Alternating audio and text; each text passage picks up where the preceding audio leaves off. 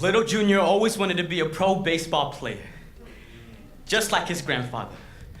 My father taught me to hold a bat so gently, as if I carried college credit in every swing.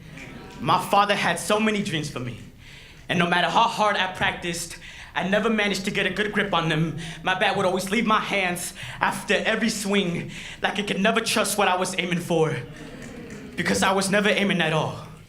This is my metaphor for any kid that has a dream and is afraid to prosper with their vision. I was entering middle school when I traded in Louisville Sluggers for something as heavy as a #2 pencil and a voice so royal, like it could have hatched from Houston Astros. But my father taught me to plant my feet for any curveball thrown at me, for anybody that poetry was a masculine sport or something that God shouldn't take part in. But I had tunnel vision throughout my journey and night vision for any darkness. I became the Babe Ruth for every pen I held because I knew what I was aiming for. Poetry is not a walk in the park, but a walk worth falling for. I never wrote a poem about poetry, only because like I'd have to say a trigger warning for anybody that was damaged by somebody else's craft. We're not aware that poems have injured more people in this sport than any other activity in existence.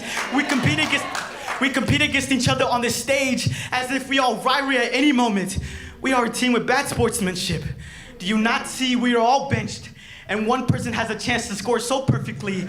I see the resemblance of baseball ain't here so vivid, except this is a year-round sport with no season that is too cold or too hot to stop poetry from breathing. I transitioned from fielding to writing because as a third baseman, I was reaching the tag one person at a time rather than 60,000 altogether. My stance was always still. I became the catcher to every challenge thrown at me, from one dream, 3 dreams to 5. I used my voice as a base because I knew that if I ever got lost in this field, I would always find home and I would always be safe.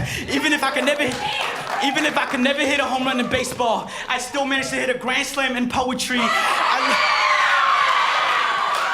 I learned that from stadium lights to stage lights, the scores will never matter. I'll still go the extra yard and I'll still keep playing like I'm down 30 points. Poetry was never a perfect game, but it will always be my favorite because no team member in this movement has ever given up on me. I promise I will never throw in the towel. Nothing will ever be too Colorado Rocky for me. Being a baseball player taught me strength and stamina, just like poetry did. But the only difference between poetry and baseball is that in baseball, we never played in storms, but in poetry, we live in them.